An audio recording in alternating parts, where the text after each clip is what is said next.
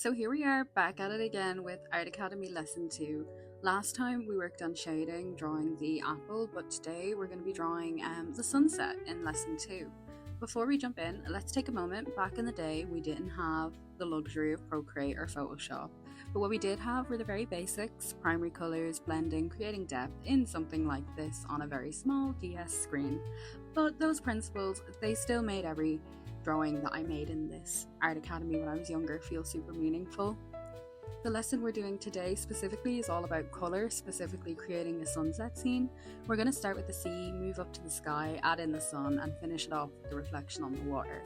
You might notice right away we're working with primary colours here, which is kind of interesting when you think about it, so let's dive in and take a closer look.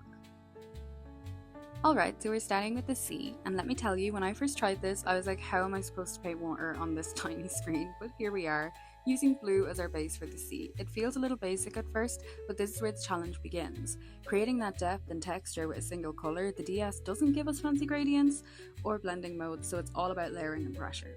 It's a great lesson in simplicity. Sometimes you don't need an infinite range of colours to make something feel real. You just need to know where to put your base tone and how to layer it correctly. In a way, this first step in painting the sea sets up the entire mood of the piece. It's calm, flat, and already we're working with the idea that the sea will reflect the sky above. Next up, we move on to the sky, and this is where things get interesting. It starts with red, a deep, bold red. Definitely not something you'd expect from a traditional sunset. But where Art Academy really shines is using the red sky forces you to focus on the relationship between the warm and cool tones. The blue of the sea and the red of the sky aren't just there to look pretty, they create contrast. The red sky makes the water feel a little colder and sets the mood for what's coming next, the yellow sun. At this point, you're already learning how colours interact. Even though this game doesn't have all the bells and whistles of modern art programs, it still teaches something vital: the importance of colour relationships. And yes, we're sticking with the primary colours, red for the sky, blue for the sea. The simplicity really keeps things manageable while still delivering a really good, rich effect. We'll quickly paint in the sun's reflection here. This is where everything comes full circle for the sunset, and that reflection is the final touch that makes the whole scene feel real. It's difficult on the small DS screen, but ultimately it's what makes the scene exciting and really tests your abilities to understand how the layering works and really getting to know the program of Art Academy so that you can make your own artworks using it. Lesson 2 is basically just the tutorial for how the painting process works. One lesson that I remember super fondly is lesson 3, and that's drawing the tree. So not a perfect little cartoony tree. I felt like I was drawing a real tree when I was doing this lesson. I want the next part of this video to be a little bit less scripted because I really love this lesson. It has so much nostalgia for me personally, and I don't think a script is going to capture how excited I am to be playing this game again and going through all of the lessons. After this, I can't fully remember the next lessons. So with this one, we are using the skills that we've learned from the previous 2 lessons of drawing the apple and painting the sunset, and we're putting our skills to use together to actually create a painting. We're not just learning, we're not doing a tutorial for how the game works, we're actually drawing something. And it's a feasible, real tree, and as a young girl, this felt like I was really learning something. And I think it shows as well in terms of digital art that even back then, 10-15 years ago, these programs were still being created, and it shows that you can create lovely, decent art with digital tools. You still use the exact same techniques and fundamentals that you would use painting. And for me, that's really exciting as someone who does digital art in a more traditional landscape where you're expected to paint, you're expected to use oil or acrylic, and I really have to fight my corner with digital art being just as skillfully intense as regular painting. And something like this makes me really excited because I know that even 15 years ago, stuff like this was there to teach everybody how digital art works and how much time and effort goes into it. Even now, we're learning the basic shapes of the tree. The tree doesn't just magically get pasted onto the canvas. So after doing our shapes for the tree and getting our sketch down, we're moving on to colour.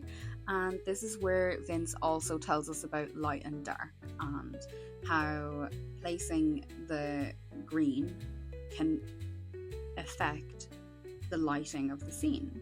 So we begin with just blocking out the colours and where they should go, and this is all based on where you put the circular blobs, and you really start building the guts of the leaves. And in the next section we move on to the placing the browns and the darker greens, and it's so, like, I don't know if it's coming across how excited I am, because so I use Procreate often, and going back to really basic tools, I'm so excited about it, and I would love to try and create my own painting with Art Academy. So if there's anything in particular that you want me to recreate, maybe wouldn't it be fun to like recreate the Mona Lisa or something, like using Art Academy? And I don't know if it's just me that's getting nostalgic over this, but I hope you guys are enjoying this series, because it's been so fun for me to like revisit this. And if you're wondering, my iPad has a dead zone on my screen, so that's why there's a big smudge on it. So this is where we move on to the shaded parts, and Vince explains how lighting generally comes from one or two areas, and you can imagine that. You can visually represent that with darker colours. Once you put all of the shading on one side and all of the lighting on one side, that is how you get depth in your paintings.